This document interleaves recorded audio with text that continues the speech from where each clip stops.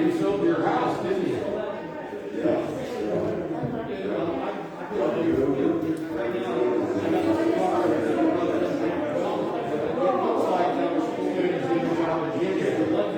That house was always one of my favorite houses. There's a plaque on it. It goes all the way back into the days. My dad was president of couldn't buy there. He got out of the car.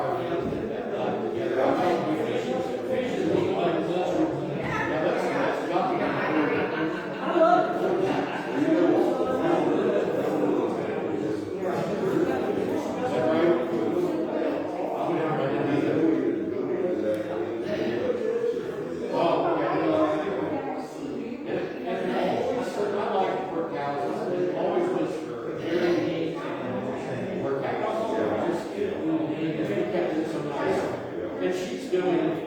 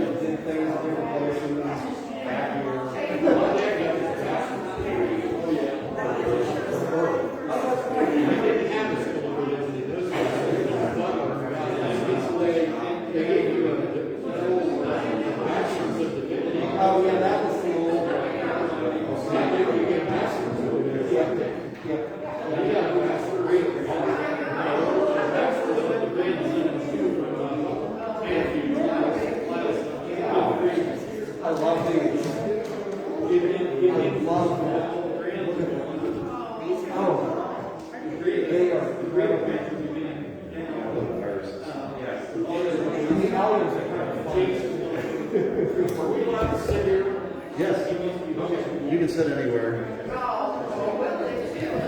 Basically, distance is what we're looking for.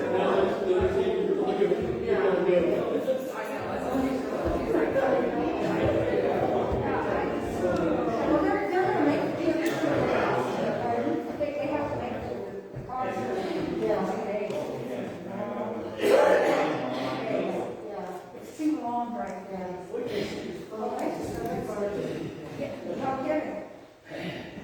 We don't have to work this long. Hi, my brother.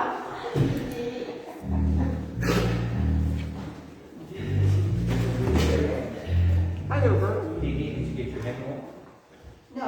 I'll get it for you. I'm getting mine. Thank you. Take care of Hi, it. Kenny. Bye. You have a hymnal? Yeah. You need one? Yeah. I'll get it for you. Okay. Hello. Hello.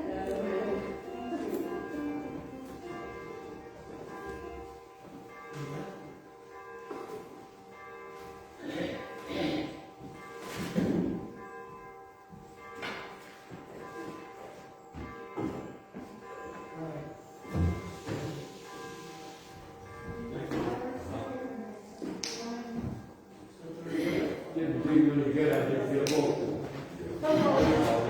We don't know. We've been putting up on a big screen. Oh, good. One more COVID precaution. There you go. Are we ready to go? Sure. I can't tell you how nice it is to have to wait for the hubbub to die down beginning at church. It was like a tomb in here for like 6 or 7 months. So, and I guess we could say we have risen. So, welcome to First Universalist Church of New Madison. Glad to have you here on this first sultry day of spring. And it is sultry, so now we're back to looking for fans again. we have any announcements? Yes, Margaret. Should I use the microphone or? No, just speak up. Okay. As you guys know, the sanitation protocols I put in place here are what we've been doing at the museum where I work. So as of June 2nd, I'm proposing that we follow what the museum is doing, and that is masks are no longer mandatory. I would take down the barriers and leave it up to you to do social distancing. Barriers, I mean, this caution tape. And then the spray sanitation, since the church is not open during the week, and it's only, once, maybe twice if there's a meeting a week, that anybody's even in here. All of the wiping down and the sanitizing that I've been doing would stop. I maybe would do that once a month, or, just for a little while if people are uneasy about it. And we probably could leave the hand sanitizers out, I think, if people are comfortable with that. But I would leave it up to you folks. I leave out the sanitizer bottle and some paper towels, that if you feel you want your space where you're going to sit to have a wipe down, then by all means go ahead and do that. As far as the masks, if there's someone in here who asks you to wear a mask, be kind and put a mask on. I mean, I know we have some masks here, but if you want to bring one, that's fine, but they would no longer be mandatory. And I think isn't that just for people who are fully vaccinated and after the 2-week period? If you were here last week or you listened last week, I told a little story about how you can tell if someone is vaccinated, even if they tell you they are. That you asked them whether it was a fair, honest election, the last election. If they say no, then they're not vaccinated. They wouldn't have to say Absolutely. Yeah.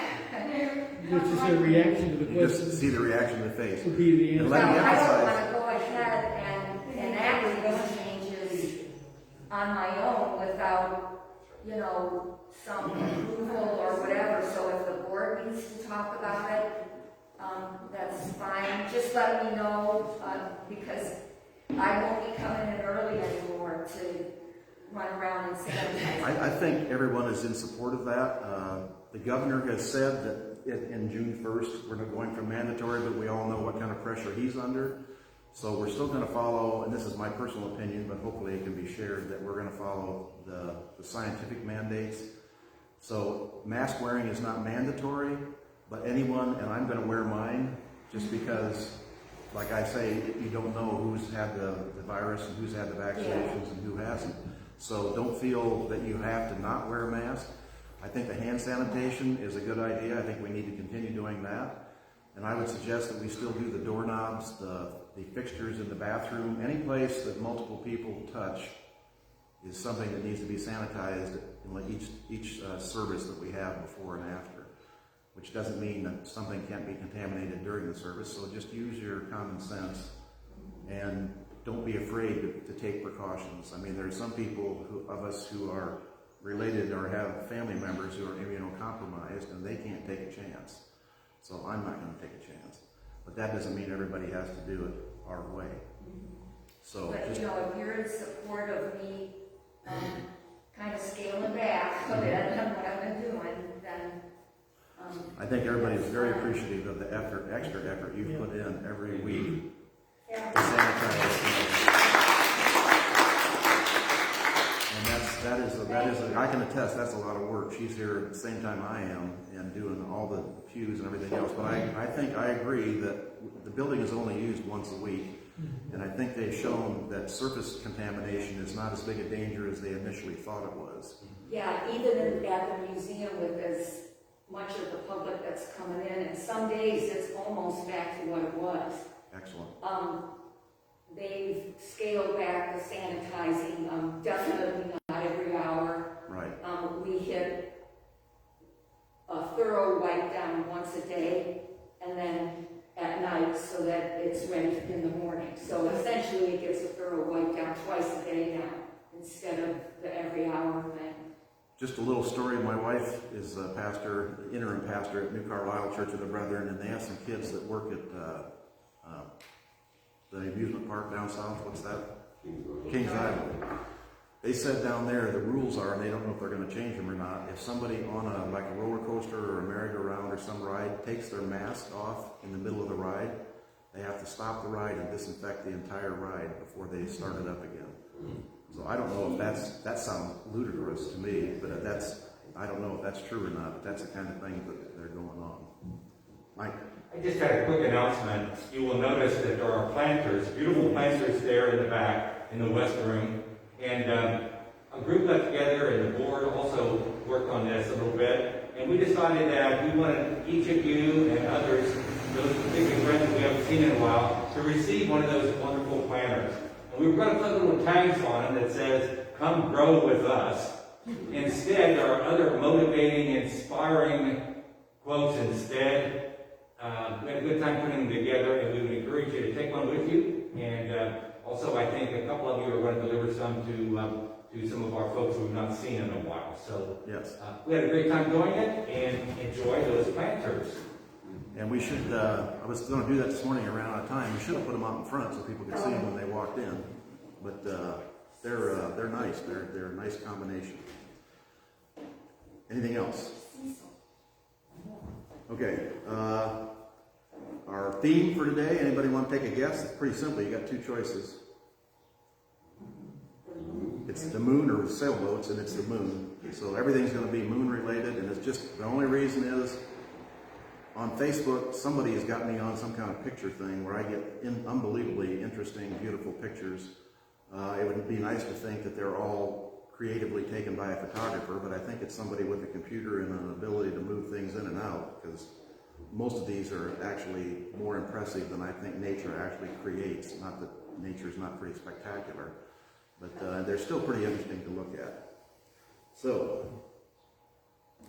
our welcome. Also, Pastor Derek is here from El Dorado on loan again, as he will be hopefully once a month, maybe a little bit more.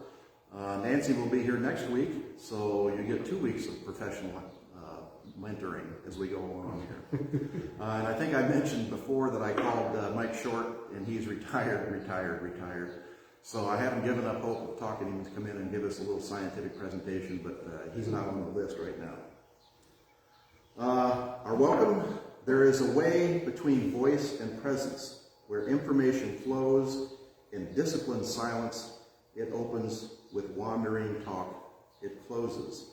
This is a quote from Rumi. I don't know how many are familiar with Rumi. He was a 13th century Persian, which is what is now Iran. He was a poet, a mystic, a pastor. He was a Muslim. And he was also a Sufi mystic. If you're familiar with the Sufi, they are the whirling dervishes. They have the gowns that if you've seen pictures, I'll bring one sometime and a little video and show you where they go in circles and their gowns spray out. And they reach a sense of, whatever you call it, some kind of a mystical connection with the other life, which basically is, if you could spin around and not get dizzy and fall down, it's a pretty amazing trick in itself. Prelude. The Lord is my shepherd, please.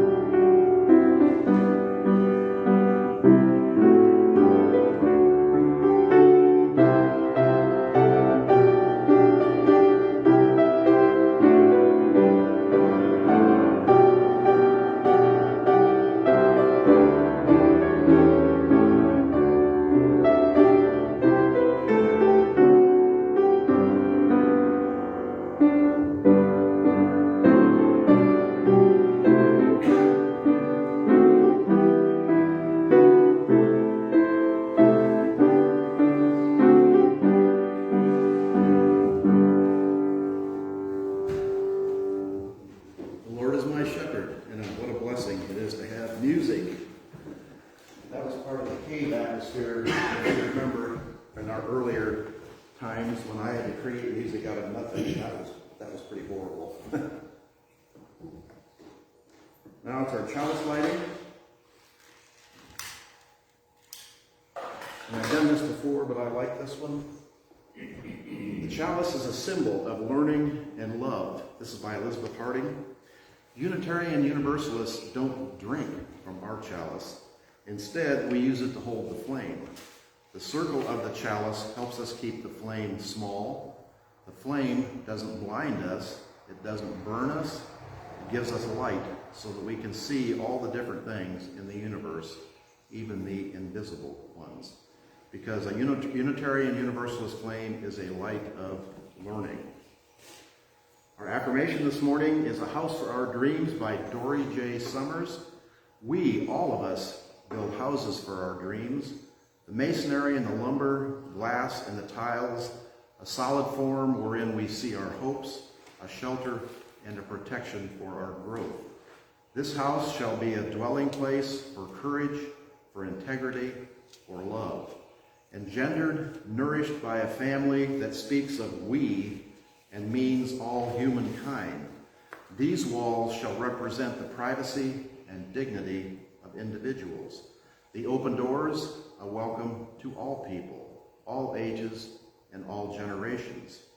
The windows shall keep the light of inquiry illumining from the outside and within. May all words spoken here be born of love, and energy rekindle in the hearts of those who dreamed this house, who plied the tools and paid the price to actualize the dream. May dreaming never cease for those within who know the world to be a troubled place, but dare to struggle with imperfectness toward that brighter hope, that better day. Let memories add warmth, a heritage, a quilted patchwork stitched with history, of kindliness, of daring for the good, of funny moments, jokes and smiles and tears. This is a precious place as every home that shelters those who love and strive and share. It is blessing in these lives that meet within, in living, learning, caring, sheltered here. Our opening hymn is 298, Wake Now My Senses.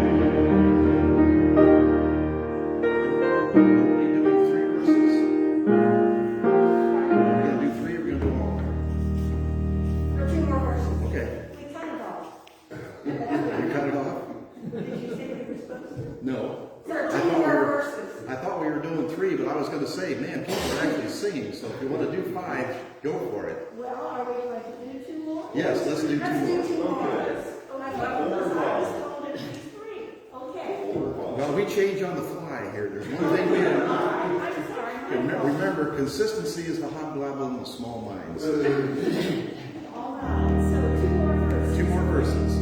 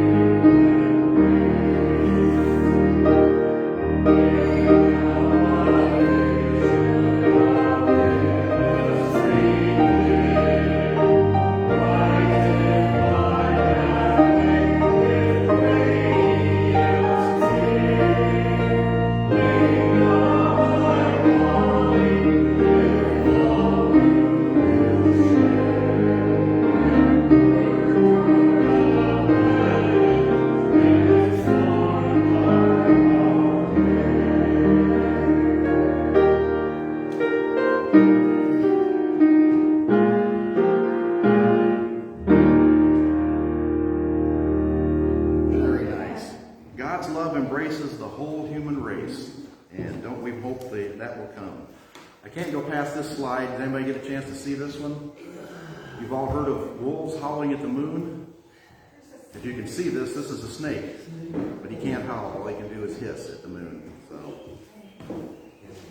Okay, children's story, Chopsticks. This is from my favorite book, which actually is in this church's library downstairs where I found it. So you're going to get a few more of these until I go through them all. And then as people's memories fade, we're going to do them again. Chopsticks. Rhonda ate all day. This is Hippo's, the hippopotamus family. She ate under a cloudless sky. She ate when it thundered and poured. Even when she slept, she dreamed of eating and eating some more. Like all the hippos she knew, Rhonda ate with chopsticks. There's a picture. One day while skipping beside the blue lake, there's another picture. Rhonda opened her red mouth and let out a song so loud that her rippling hippo fat shook and trembled. Da-da, da-da, da-da, da, she sang. Rhonda prepared for a dive. She kicked her legs together and flung her body with such joy that the water flew into the air and descended like a rainstorm on her wet back. Then Rhonda sat down, picked up her chopsticks, and slurped the green algae that she gathered from the lake bottom. Yum. What are you doing, child? Asked Omeka, an older hippo. I am eating, she said, and having a grand old time. I know you're eating, Omeka said, but you've gotten it all wrong. The chopsticks should be held between your first and third toe, not your second and fourth. This is the way I do it, Rhonda explained. I don't know another way. You must hold your chopsticks the proper way so that you can be a proper hippo, Omeka said. Here, I'll show you. He took out his pair of chopsticks and showed Rhonda what to do. She followed his instructions exactly, but it didn't feel right. The chopsticks fell, and with them, her food. She tried to pick up the food from the ground, but she could not. Keep at it, Omeka said to Rhonda. You will get it right. When the older hippo returned to the lakeside several weeks later, he hardly recognized Rhonda. This wasn't the same hippo he had left, a singing and shaking hulk of a body. Instead of a fat, happy hippo, there sat a sad, skinny Rhonda. I'm so glad you've come back, Rhonda said in a whisper. She barely had the strength to talk. I am so hungry. I've had nothing to eat for weeks. What's the problem, Omeka asked. No matter how hard I try, she said, I can't pick up my food. The algae keeps slipping and I keep dropping my chopsticks. The older hippo thought for a moment. All the hippos here use their first and third toes, he said, but I've been to other lakes where they use their second and fourth toes, just as you do. And now, as I think about it, you are as proper as they are. Rhonda's small ears twitched, her round eyes lit up, and she gave a little smile. She picked up her chopsticks and swallowed the slimy, wet algae as fast as she could. To this day, no one at Rhonda's Lake eats the way she does, but no one cares, for they enjoy hearing her sing, da-da, da-da, da-da-da. Her body quakes and quivers, and it shakes and shivers, and she splashes water that falls on her back like a refreshing summer rain. Some things can be done in more than one way. Why do you think Amika changed his mind about the proper way to hold chopsticks? A little life lesson for the younger ones and the older ones. Okay, joys and concerns. Do we have anything to share? And thanks to Kenny, we have candles that actually light now. In working yesterday with the Pentecost project, Lou Reberbick was here with us, and it was great to see him. He sends his regards, and they will hopefully be able to attend in the next few weeks with us again.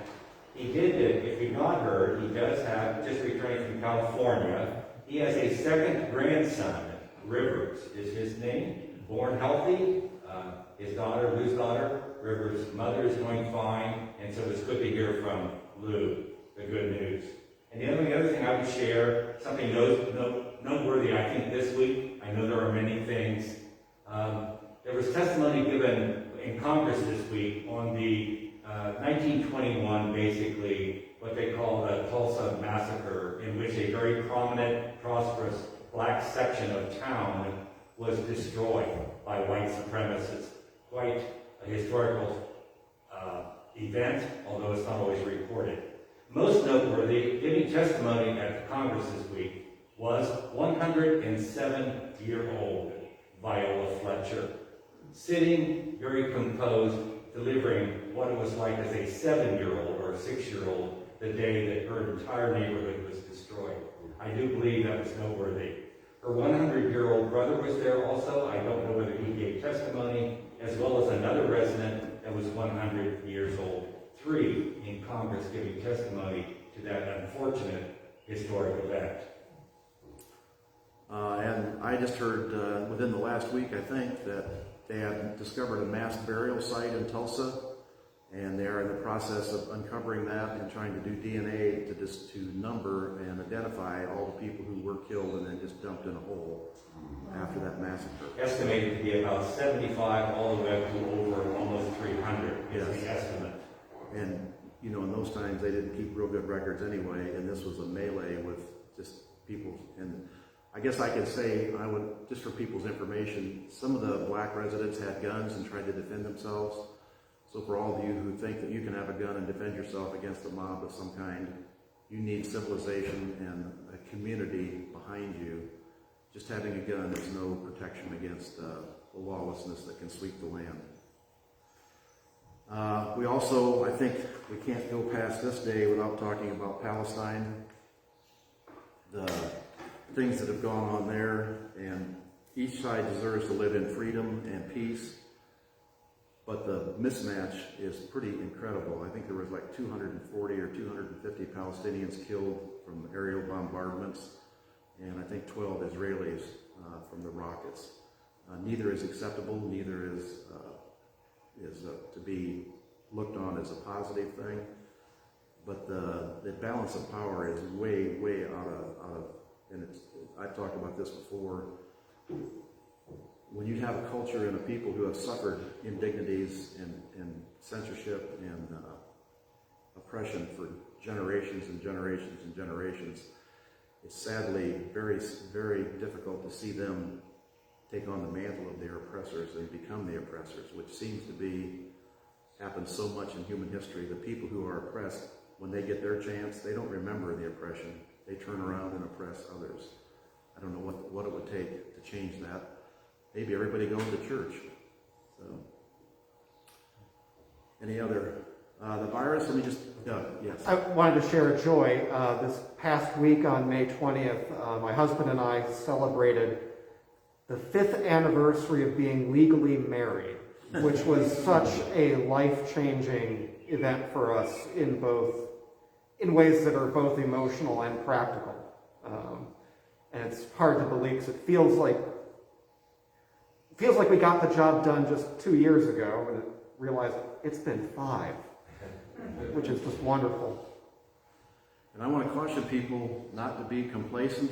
We think we're making progress, and there's a thing on the news websites about, I don't even know where this guy is. He wants to make LGBT wear a badge on their forehead to protect kids from these dangerous people.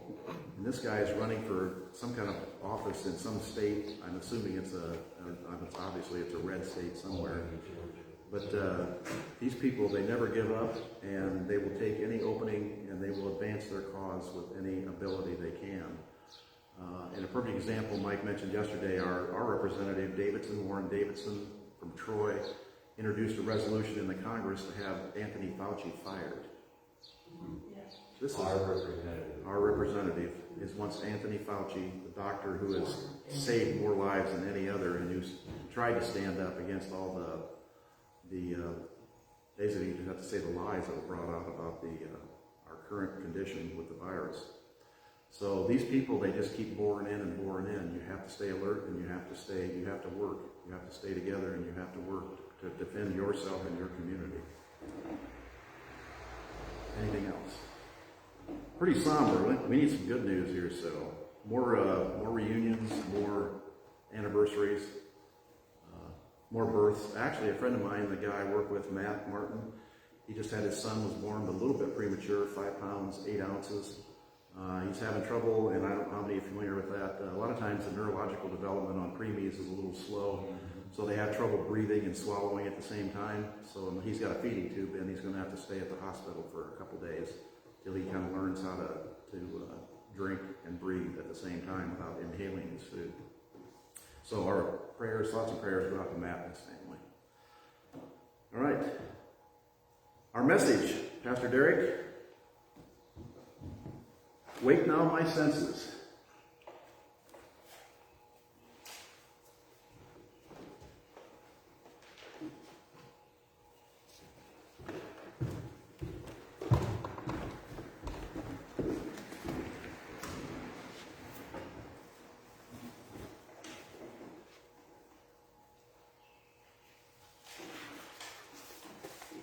So I'm taking a risk this morning and talking about something that I've learned not to talk about.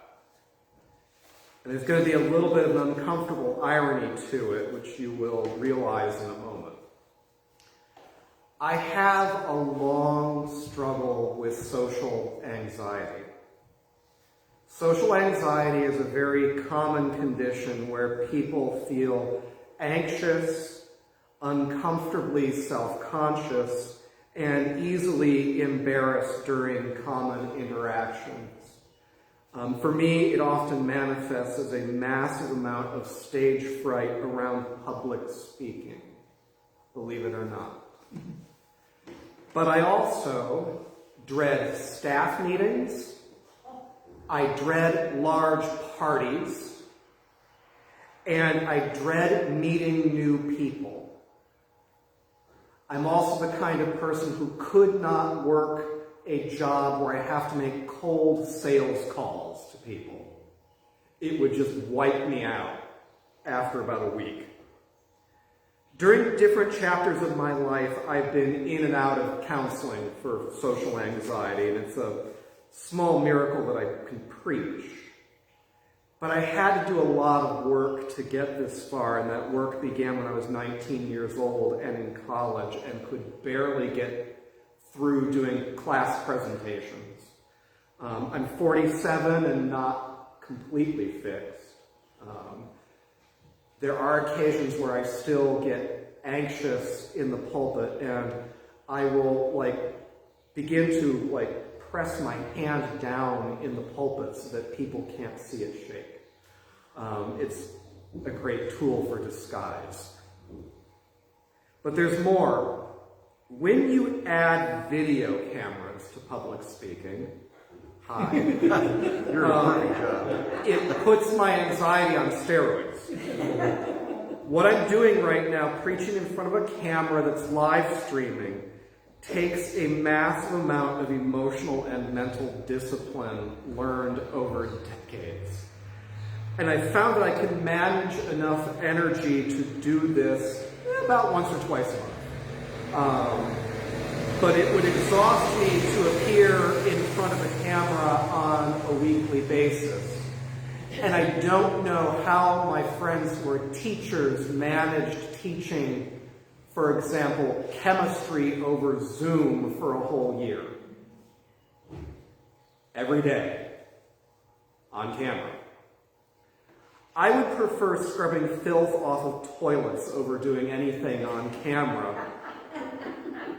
Because at least scrubbing toilets, and I know what that's like because I have been a church janitor, and you would not believe how filthy churches can get. Well, maybe you do if you've cleaned for yourself here. But at least scrubbing toilets, nobody would be broadcasting the scrubbing into a performance to be consumed and evaluated like one more TV show or YouTube video. I also know, unfortunately, through first-hand experience, how video recordings can be used to humiliate people. Video footage is a very effective tool for manufacturing shame and embarrassment. And I know all too well that this video, going out on Facebook Live, is going out to an audience I cannot see. And you may not think about that, but I'm preaching into a room but cannot read that part of the room. And for me, it's devoid of relationship. I cannot see emotional reactions to what I'm saying. And those subtle interactions between preacher and congregation, those allow me to establish bonds of empathy with others. For me, public speaking has always been deeply intimate and relational. And that intimacy is what makes it possible. Those bonds of empathy are structures upon which mutual trust is built. I also know that anything that goes online can possibly live out there forever. Forever. That is why we tell teenagers, impulsive creatures that they are, not to send explicit pictures of themselves to their boyfriends or girlfriends, because it could turn up years later, or maybe just a couple weeks from now. You don't know. Returning to online sermons and presentations, God help you if what you said on video does not age well. Because it almost is guaranteed that a bad actor in the internet world can dredge it up and use the footage to shame and discredit that person at a later date. And I don't have thick skin. I never have, and with my personality probably never will. There's something real that I fear here, and it surprises me that more people just are not concerned. So today's preaching is a stretch. And it's a stretch anytime I do anything that involves my voice and image as video content. However, I thank this congregation. Let me repeat myself. I thank you for this stretch. Once or twice per month feels doable. And I am probably kind of close to where my limit is right now. I do find it exhausting, and when I get home today, I'm going to crash for a bit before I report to my other job. But I've learned the hard way not to talk about these topics. I'm taking a risk this morning because most of the time when I've shared this part of my life, the social anxiety and the related challenges, the responses have not been constructive. They've not fostered understanding. In fact, the responses have mostly been hurtful and left me in places where I felt like I really could no longer speak up for myself. Because first there is the denial. But when you're speaking, you look so calm. Yeah? Practice. Practice. I've gotten very good at managing my public image. There's also the more cutting forms of denial. Well, the stuff you're concerned about, that's not real. Fear is just an acronym for false expectations that appear real. I have actually gotten that more than once. I think it's probably in somebody's self-help book. But each form of denial is a negation of what I've shared and communicates that I'm being either ignored or treated as if I were dishonest. And it hurts to be told that your experiences are inherently invalid. Then there's the interrogation. Well, have you seen a counselor about this? Well, why do you do this kind of work if part of it provokes anxiety? Well, how do you think you're going to be relevant if you don't use all of this wonderful new technology? What if you tried to imagine your audience in their underwear? The questions are exhausting, and frankly, I've often already asked and answered most of those questions. They're not usually as innovative as people think they are. And the questioning can also feel very controlling because the questions often communicate a command cleverly disguised with a polite question mark. Why don't you fill in the blank? Which is the polite way of saying, fill in the blank. And those questions hurt because they leave me in a place where the only thing I'm allowed to do is to justify my own experiences and my own continued existence. It's a lonely and very disempowered place to be. Third, there's the barrage of unsolicited advice. Everyone loves unsolicited advice, don't you? Yeah, you don't.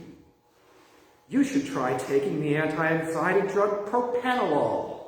Well, I know this therapist who did work with my cousin about her stage fright as a musician. You should really see him. You should try using the Slack platform instead of Zoom. Well, when I want your advice, I will ask for it. I'm not that shy. I will ask for advice when I want it. But I'm not an appliance. I'm not an appliance for other people to fix. And the barrage of unsolicited advice sends a clear message that I am your inferior. It's a subtle put-down that many of us are unaware of when we commit it. I myself have been guilty of blathering out unsolicited advice as if I've got all my doo-doo together and you don't. Finally, there is the unsolicited and often unlicensed psychotherapy. But I've been surprised at the number of times friends with mental health care careers have indulged in the misuse of their clinical gifts by engaging me not as their friend, but as if they were soliciting me to become their client. Most often, what this unrequested psychoanalysis communicates to me is that I am somehow defective. And this has left me in places where I simply felt ashamed that I don't experience the world the way many other people do. So I've indulged in all this talk about myself, not in some effort to work out my issues in a public venue. No. It's not a good idea to kind of bleed all over the pulpit. I've said what I've said to use a very personal and real-life experience to point out something very important and an issue that is much larger than me. Today, May 23rd, marks the Christian Festival of Pentecost. Today, Christian communities around the world are remembering an event from their early history where, as the story goes, a group of early Christians from many different nations, people who spoke Greek and Latin and Persian and Arabic and a bunch of other things, while they were gathered together, attempting to communicate something to each other about their religious experience of the work of God. And as the story goes, the Holy Spirit descended on that multi-ethnic, multi-language crowd, and they miraculously understood each other. Traditionally, the emphasis when interpreting this story has been to focus on the speaking, what some traditions term the speaking in tongues, which I find interesting because in some churches that do that, it's kind of a invented language, when in the text people are actually speaking real human languages: Greek, Latin, Persian, Arabic.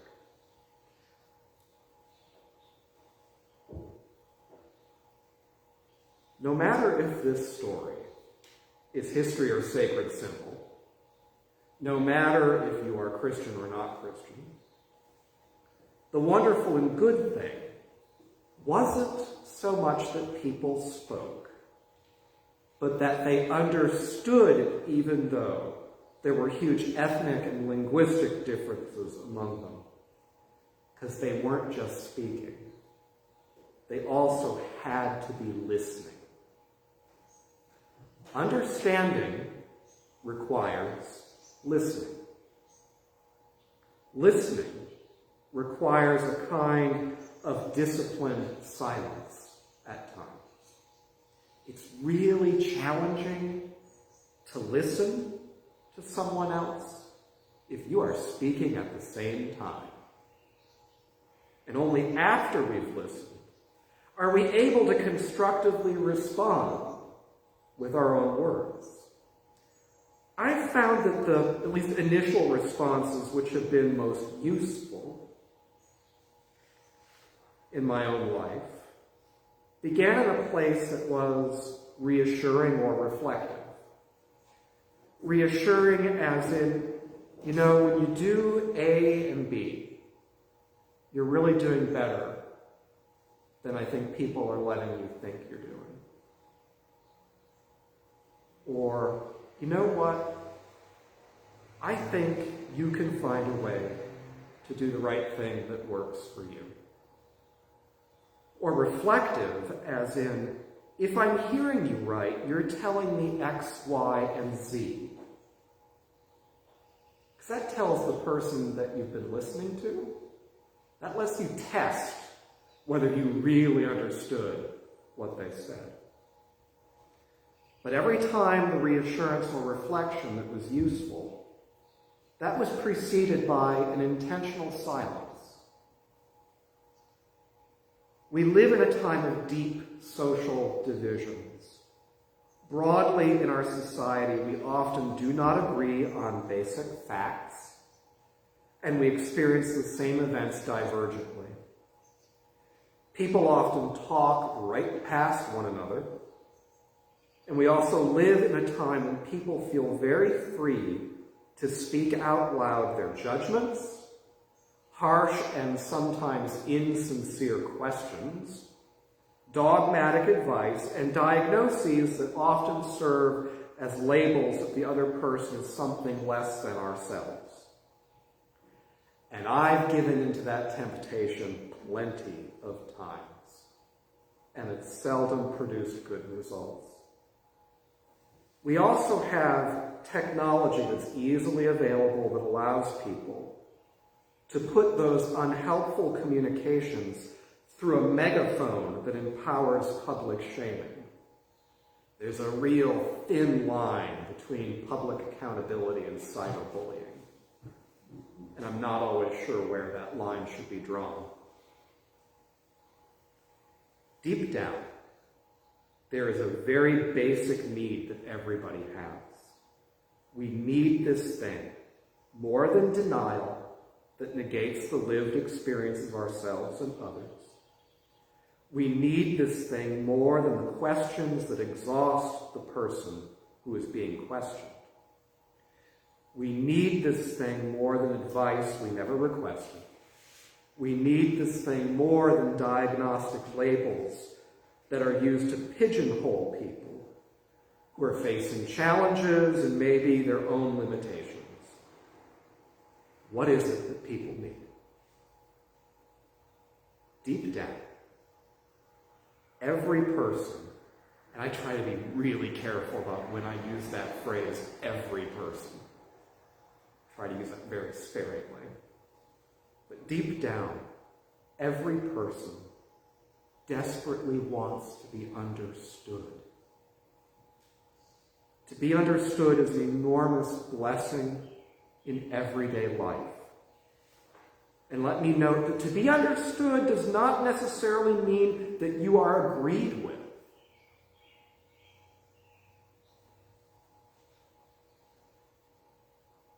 But to be understood is the gateway for mutual understanding and continued communication.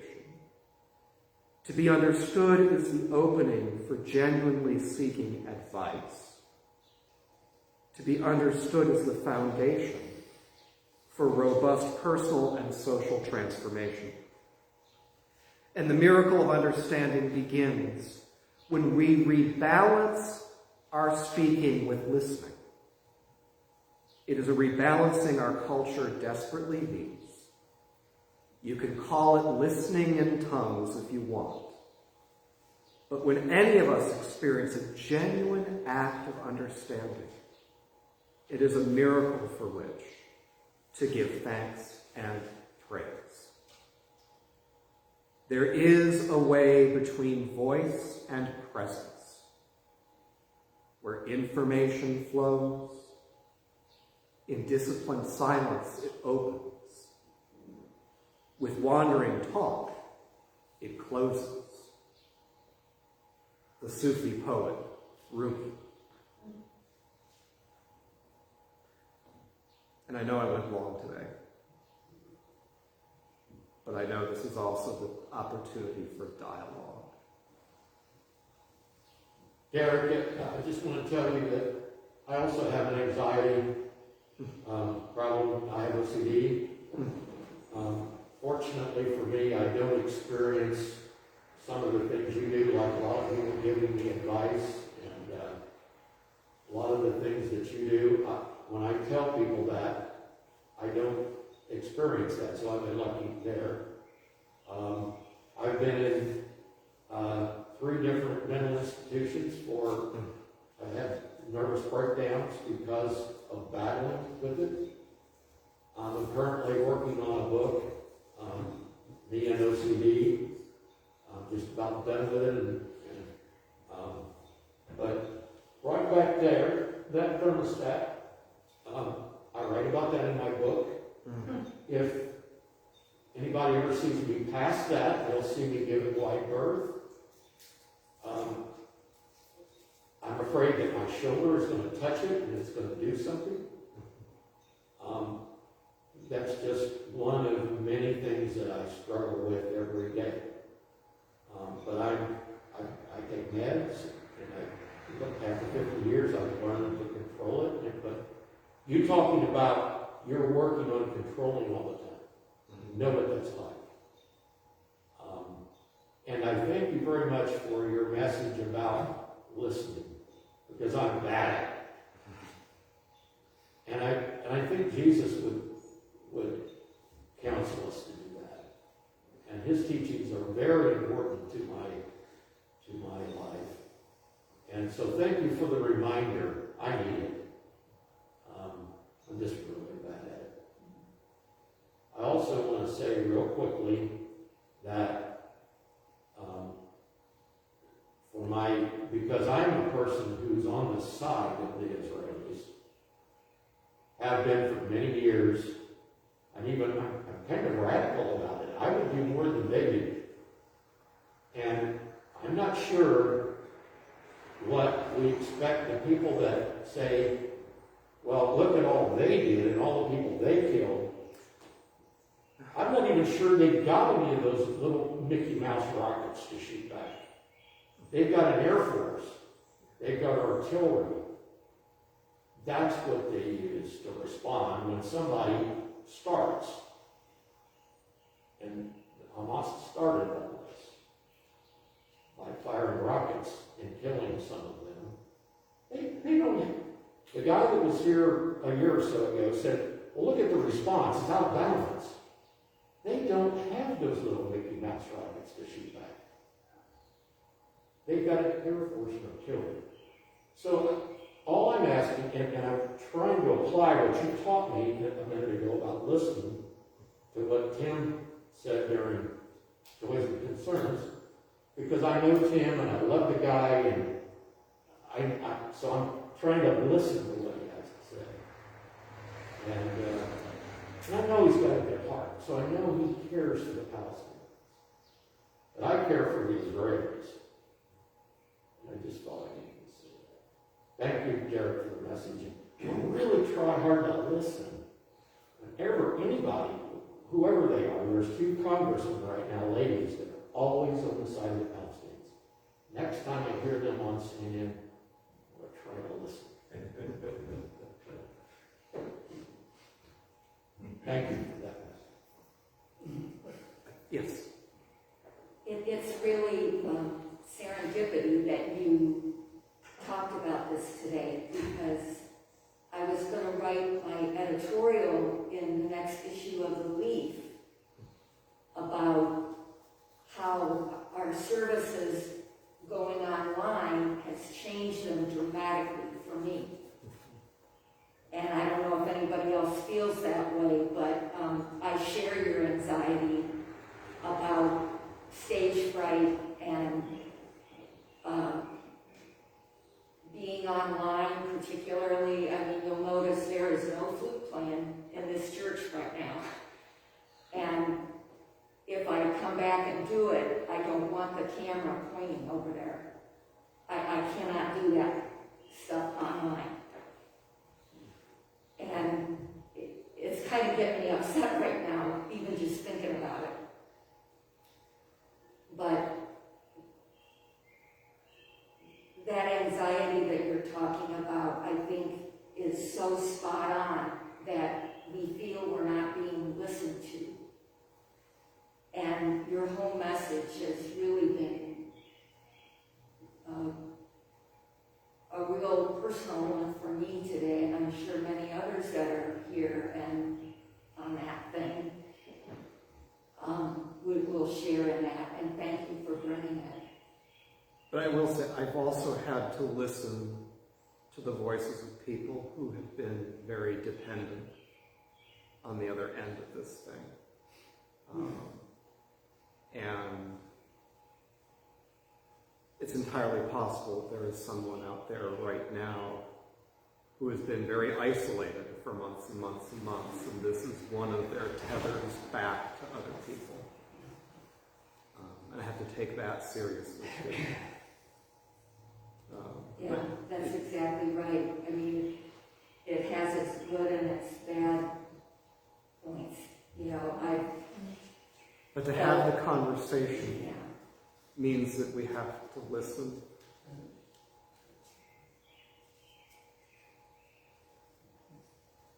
Let me take the contrarian viewpoint.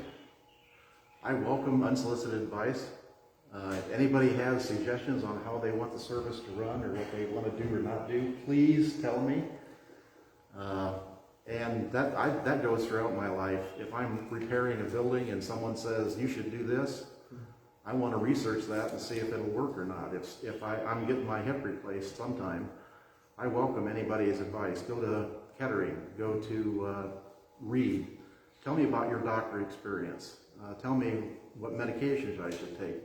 Maybe I'm different in that sense, but to me, that's the basis of communication. Some people don't know how to talk or don't know how to communicate back and forth without doing the rote things. That's why when you're at a funeral and somebody says God wanted your child more than you did, I don't turn around and walk away. I try and talk to that person. That's the only thing they know how to say, and they've been taught to say that by someone who is not thinking very clearly, but they still have a sense that you've lost a child, and they're trying to give you solace, even though they're not doing it correctly, and I want to try and reach that person and try and help that person go to the next level. So I guess what I'm saying is I don't want to shut down communication, no matter how imperfect it is. And what I hear you saying, you are someone who values unsolicited advice. Yeah, reflexive listening drives me crazy. There is a lazy form of it that I would warn people about, and that's where you simply keep reflecting back in order to keep the person at arm's length. Yes. That's not a healthy use of it. I would not want to assume, though, that anyone wants my unsolicited advice. And so there's a need to probe a little bit to see if this is someone for whom advice would be helpful. Because the unsolicited advice can shut things down fast. Maybe I've developed kind of a thick skin because all the people I work with are Trump supporters. And you won't believe the unsolicited advice. Oh, I'm sure you get unsolicited advice. And most of it is totally nonsensical. But I don't want to tell those people, shut up, I don't want to hear from you. I keep thinking there is a way to reach these people. They're decent, kind, generous people, but only with people who are like themselves. They can't reach that, they can't bridge that gulf.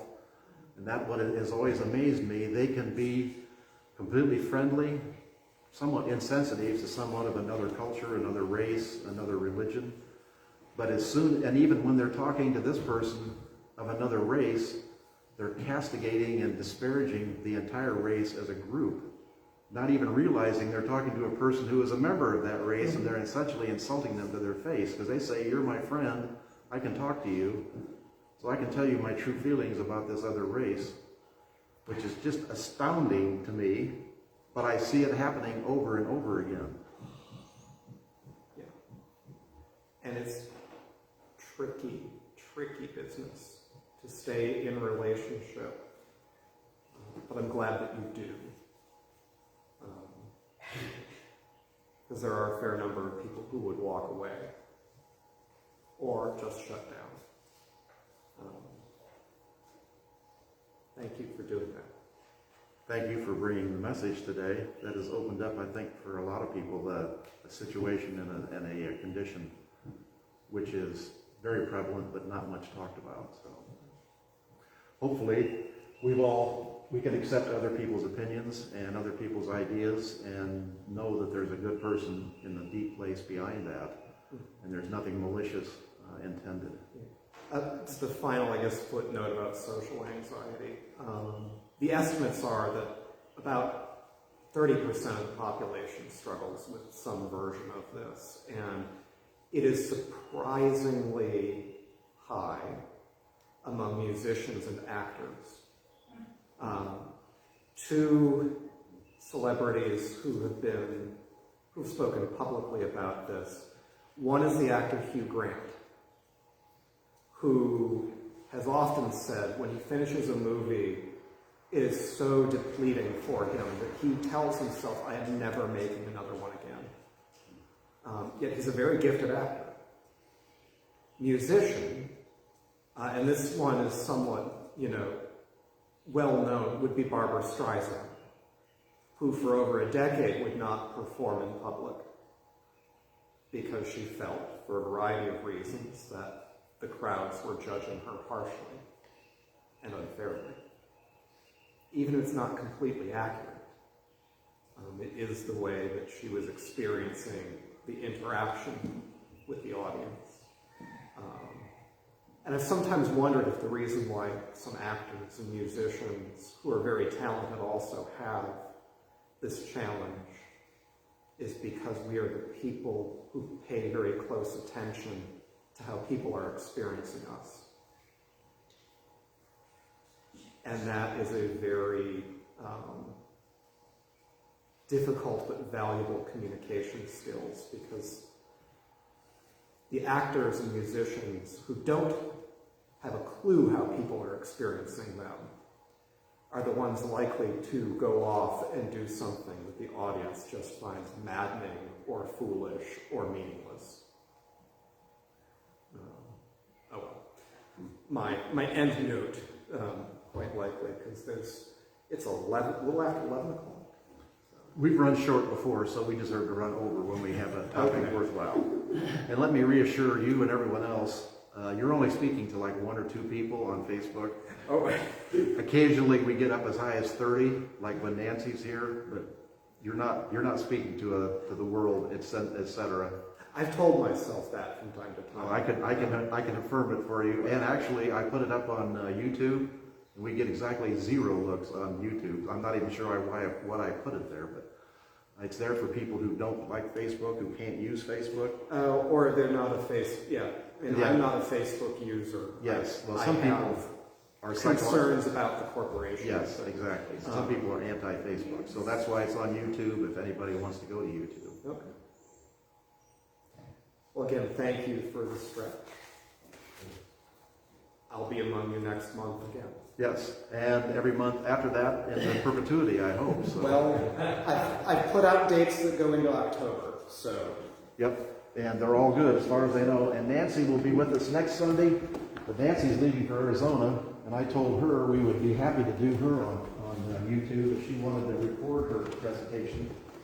And she's kind of shy about that too, so I haven't heard that back yet, so we'll find out. But as I said, I'm open to any kind of advice, so if anybody has suggestions on people that they would like to hear, or if you have something you would like to speak on.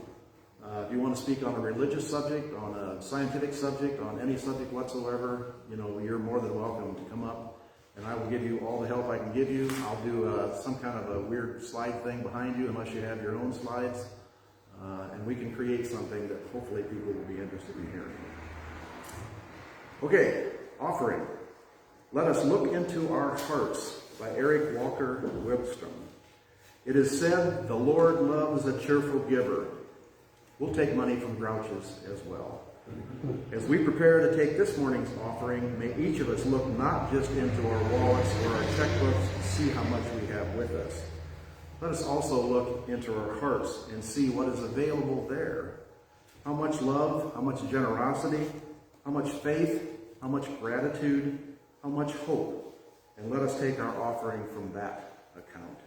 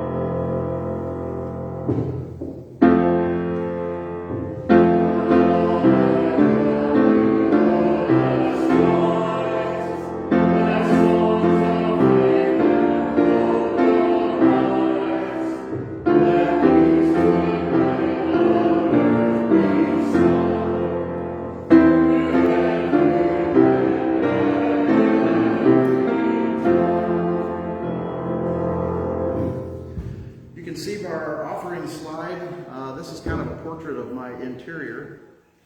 This could be the church. This could be the condition of the world. This can be your own personal situation. There's a bleak, stark, empty desert, a little bit of dried brush.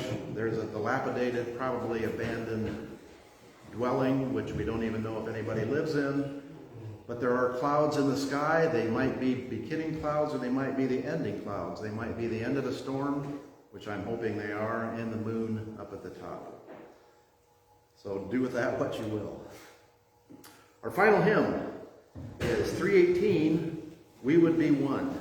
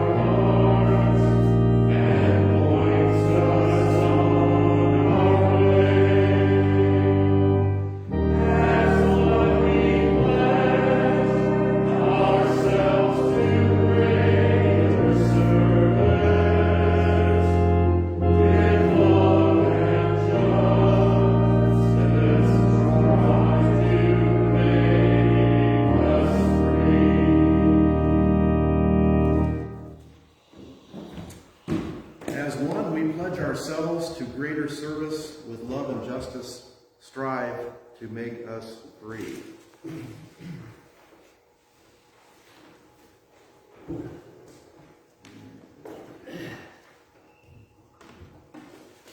We'll extinguish our chalice.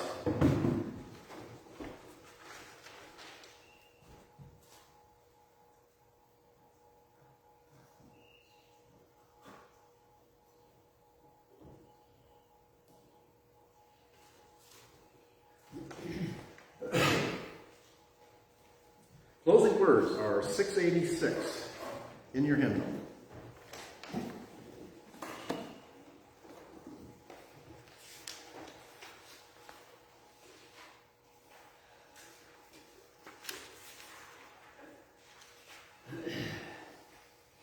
Go in peace, live simply, gently, at home in yourselves. Act justly, speak justly. Remember the depth of your own compassion. Forget not your power in the days of your powerlessness. Do not desire to be wealthier than your peers, and stint not your hand of charity. Practice forbearance. Speak the truth or speak not. Take care of yourselves as bodies, for you are a good gift. Crave peace for all peoples in the world, beginning with yourselves, and go as you go with the dream of that peace alive in your heart. Very good words, unbelievably good words, and fitting for today's service. I want to thank Pastor Derek for bringing up something that I think touched everybody. Hopefully it did. I know there's some heartfelt feelings going on here, things that need to be shared, things that need to be explored. as we build community with each other, as we build trust with each other, as we form compassion for each other. And that is our service. Our postlude.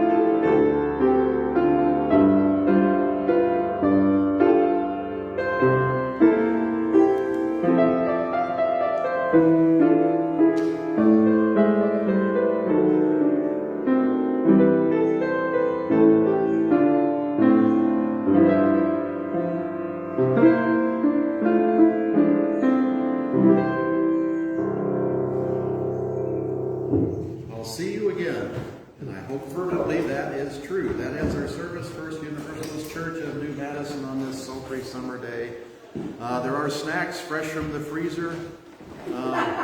One of them is dated March 1st. Don't look, it says 2020. If you don't eat them, they go to the dog. There's hot water for coffee if you want that. As always, stay safe.